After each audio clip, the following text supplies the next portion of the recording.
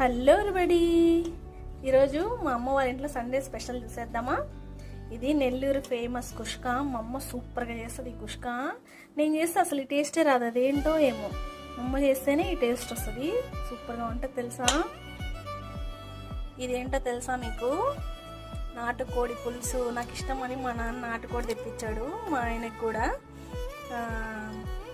అయితే మార్నింగ్ రొయ్యలు కూడా తీసుకొచ్చారు, ప్రాన్స్, టైగర్ ప్రాన్స్. ఇంకా అవి తినేసినాము, అందుకని ఇప్పుడు ఇది చూపిస్తున్నాను మీకు. నాటుకోడి పులుసు ఎవరికైనా ఇష్టం అనుకుని ఉంటుందా?